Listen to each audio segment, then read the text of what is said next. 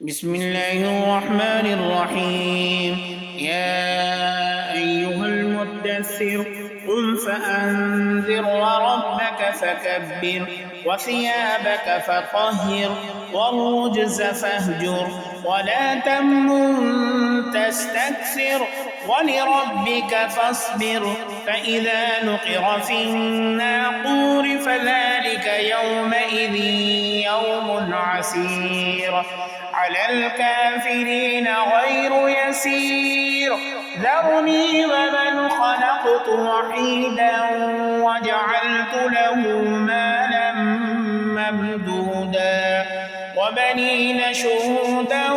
ومهدت له تمهيدا ثم يطمع أن أزيد كلا إنه كان لآياتنا عنيدا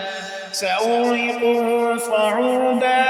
إنه فكر وقدر فقتل كيف قدر ثم قتل كيف قدر ثم نذر ثم عبس وبصر ثم أدبر واستكبر فقال إن هذا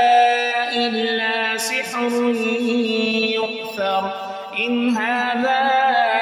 إلا قول البشر سأصليه سقر وما أدراك ما سقر لا تبقي ولا تذر لواحة للبشر عليها 19 وما جعلنا أصحاب النار إلا ملائكة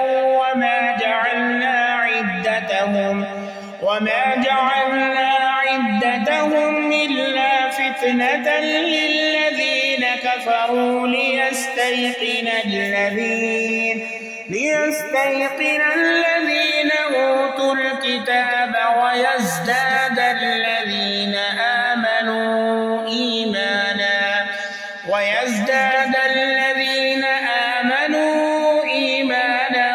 ولا يرتاب الذين أوتوا الكتاب والمؤمنون وليقول الذين في قلوبهم مرض والكافرون ماذا أراد الله بهذا مثلا كذلك يضل الله من يشاء ويهدي من يشاء وما يعلم جنود ربك إلا هو وما هي إلا ذكرى للبشر كلا والقمر والليل إذ أدبر والصبح إذا أسفر إنها لإحدى الكبر نذيرا للبشر لمن شاء منكم أن يتقدم أو يتأخر كل نفس بما كسبت رهينة إلا أصحاب اليمين في جنات يتساءلون عن المجرمين ما سلككم في سقر قالوا لم نك من المصلين ولم نك نطعم المسكين وكنا نخوض مع الخائضين وكنا نكذب بيوم الدين حتى